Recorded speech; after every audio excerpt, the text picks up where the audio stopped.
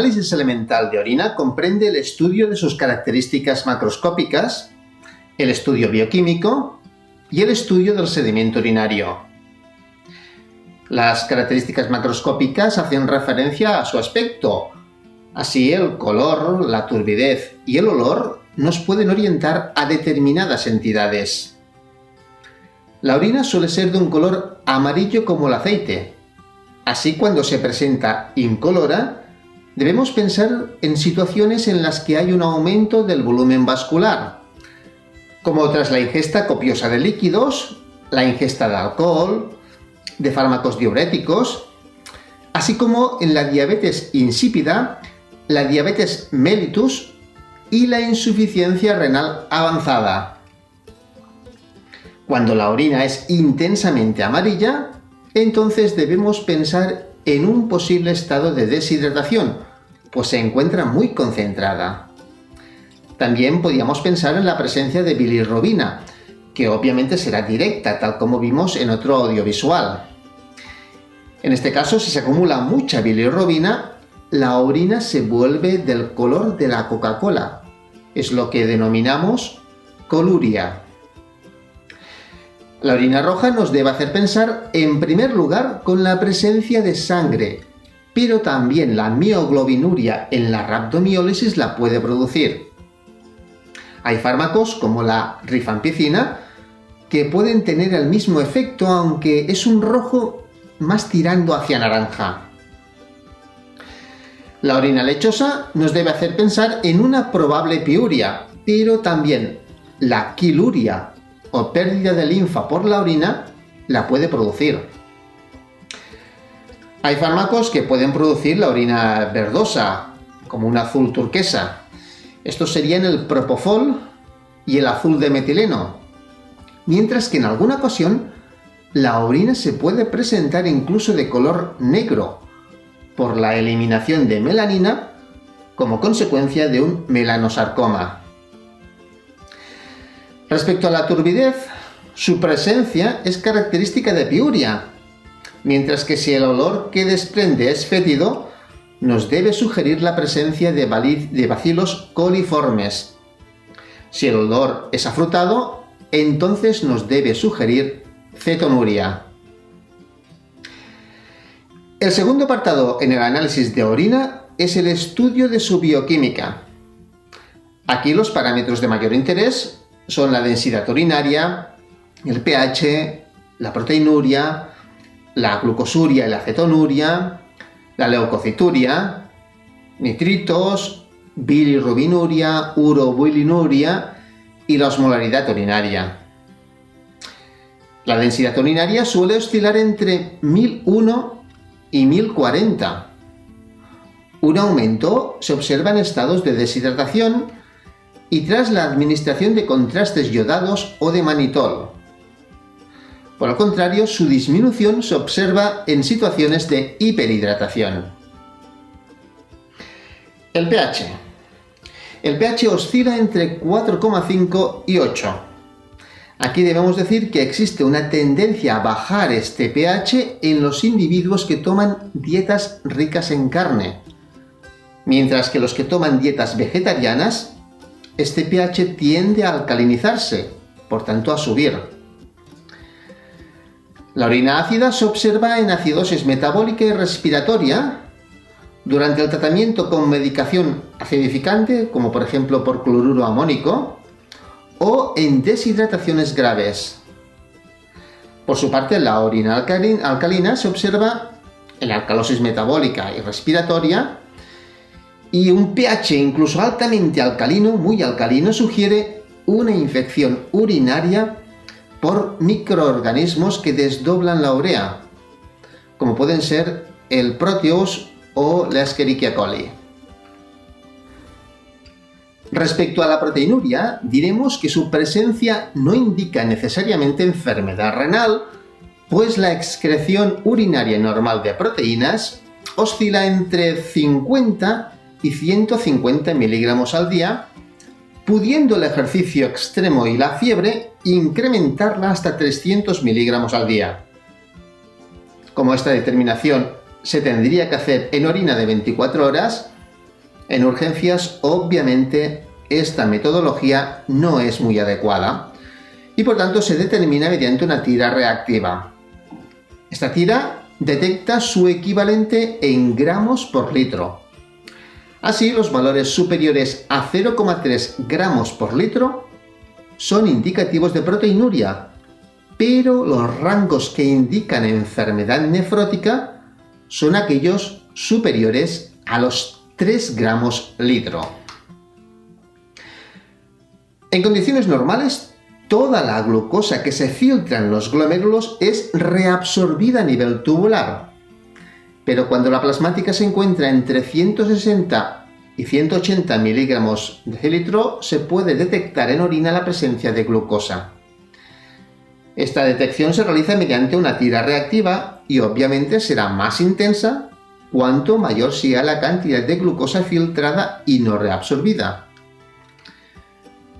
La aparición de cuerpos cetónicos en orina implica que estos también se encuentran en la sangre y es señal de un déficit absoluto o relativo de hidratos de carbono, tal como ocurre respectivamente en el ayuno prolongado y en la cetoacidosis diabética.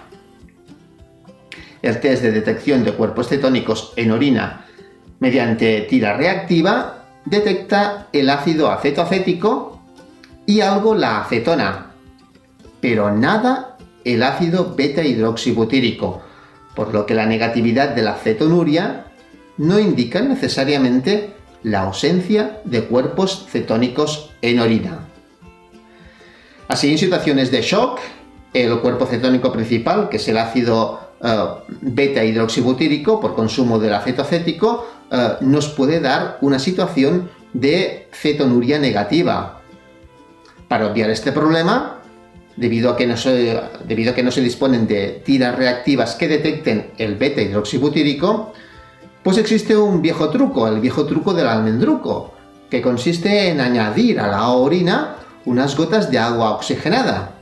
Pues de esta forma oxidamos el beta-hidroxibutírico en acetoacético y así podemos detectar si hay cetonuria.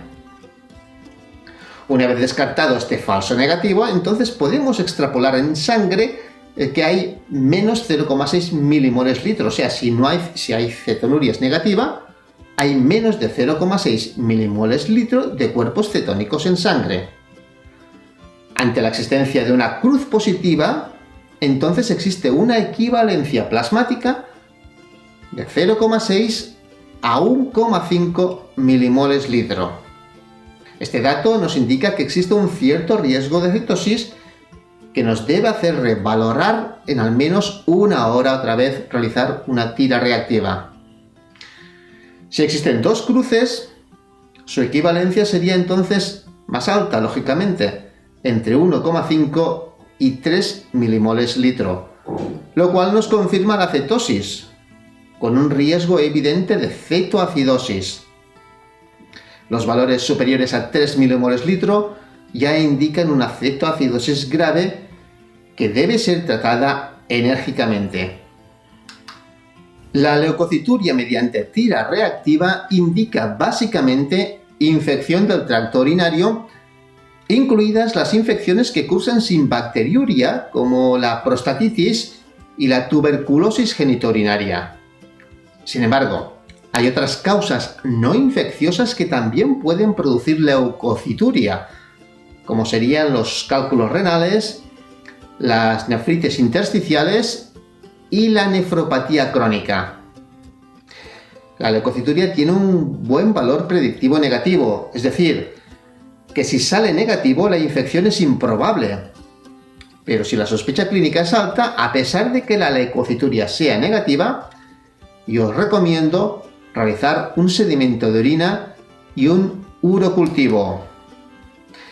La determinación de los nitritos mediante tira reactiva es un buen complemento para la detección de la infección urinaria. Su presencia en orina indica que hay bacterias capaces de reducir los nitratos, como la E. coli, que es la más importante, y otras en menor grado podrían ser el Proteus, la Salmonella, el Bacterium lactis aerogenes o el Staphylococcus epidermidis. Su positividad, por tanto, apoya el diagnóstico de infección, pero su negatividad no la excluye, a no ser que la leucocituria también sea negativa. La bilirrubinuria y urobilinuria en tira reactiva nos indica de la presencia de cantidades elevadas de estos pigmentos, en concreto de bilirrubina conjugada y de urobilina y urobilinógeno, lo cual implica que ha llegado bilirrubina al intestino. Las causas más frecuentes de bilirrubinuria son la ictericia obstructiva y la insuficiencia hepatocelular. Si se acompaña de urobilina negativa, entonces el diagnóstico a pensar es una obstrucción completa de vías biliares. Pero la urobilinuria negativa no solo se ve en la obstrucción de vías biliares, también se ve en la insuficiencia renal, pero en este caso la bilirrubinuria sería negativa. Por su parte, la urobilinuria elevada se observa en caso de aumento de destrucción de hemoglobina en sangre, es decir, en las anemias hemolíticas. En este caso, la bilirrubinuria sería negativa, pues aquí lo que estaría elevado sería la bilirrubina no conjugada, y ya sabemos que la bilirrubina no conjugada no se elimina por el riñón. También la urobilinuria elevada se puede observar en la insuficiencia hepatocelular, ya que el hígado es incapaz de depurar la urobilina reabsorbida a nivel intestinal. En este caso, la bilirrubinuria también estaría elevada. El sedimento urinario es el análisis microscópico del pozo que se obtiene al centrifugar una muestra de orina recién emitida, aunque parece que es igualmente válido el examen directo de la orina sin centrifugar. Permite estudiar la existencia de hematíes, de leucocitos, de células de descamación de vías urinarias, cilindros, cristales y microorganismos. En condiciones normales, la cifra de células sanguíneas debe ser inferior a 3 por campo. Y hay que tener en cuenta que la presencia de células epiteliales escamosas indica con mucha probabilidad contaminación de la orina. La presencia en orina de más de 3 a 5 hematíes por campo es anormal siempre que no pertenezca a una mujer con menstruación y la orina no haya sido recogida mediante sondaje uretral. Si los hematíes visualizados son dismórficos, su origen es glomerular, mientras que si son de aspecto uniforme y conservan intacta su estructura, entonces su procedencia sería pélvica, ureteral o vesical, es decir, que proceden de las vías urinarias. La hematuria suele ser macroscópica cuando es superior a 5.000 hematíes por campo. Por lo que respecta a la leucocituria, la presencia de más de 5 leucos por campo en la orina es patológica y refleja un proceso inflamatorio, frecuentemente de origen infeccioso. Cuando estos leucocitos se agrupan en grumos, se habla de piuria, con lo que la orina adopta un aspecto turbio. Cuando se detecta que entre estos leucocitos hay eosinófilos, lo más probable es que se trate de una nefritis intersticial. Y si en el sedimento aparecen leucocitos y hematíes en proporción similar a la sangre, entonces no puede hablarse de leucocituria. Hemos de hablar de hematuria. Los cilindros son agregados de elementos celulares o de naturaleza proteínica y tienen forma cilíndrica ya que están moldeados por los túbulos renales. Su presencia no es necesariamente patológica, sino que depende un poco del tipo y del número de cilindros que se detecten en la orina. Así, la presencia de cilindros hialinos no tiene significado patológico. Los cilindros granulosos, sí, son siempre patológicos y se asocian frecuentemente a enfermedad glomerular. Los cilindros hemáticos indican también una enfermedad, habitualmente glomerulonefritis. Y los cilindros leucocitarios suelen indicar pielonefritis aguda. Los cristales son sustancias que precipitan en la orina. Para determinar su presencia hay que analizar el sedimento de orina recién emitida y recogerla en frascos especiales que permitan su centrifugación a temperaturas próximas a los 36-37 grados. Si no se realizan con estas precauciones, entonces puede llegarse al diagnóstico erróneo basado en la presencia de unos cristales que se han formado posteriormente durante el periodo de almacenamiento de la muestra. Esta cristalización sería debida a un rápido enfriamiento al ponerse en contacto con la temperatura ambiente o también a cambios en el pH. La identificación de cristales en el sedimento urinario es muy importante para el diagnóstico etiológico de la litiasis renoureteral, siendo los observados con mayor frecuencia los de oxalato, fosfato y carbonato cálcico. Con menos frecuencia el fosfato amónico magnesio, los de ácido úrico y ya con muy poca frecuencia los de colesterol y cistina. El análisis del sedimento urinario también puede poner de manifiesto la presencia de gérmenes, especialmente bacterias, o sea, bacteriuria. Eso sí, la presencia de bacteriuria no es sinónimo de infección, ya que suele haber bacterias en la porción distal de la uretra, por lo que las muestras obtenidas por micción espontánea pueden contener algunas de estas bacterias. Por ello, la visualización de microorganismos en el sedimento urinario suele ser de escasa utilidad en el diagnóstico de una infección urinaria y sirve tan solo para indicar la realización de un urocultivo que permita la identificación del germen y su cuantificación. Y así se consideran significativas de infección urinaria que hayan unas cifras superiores a 100.000 gérmenes por microlitro.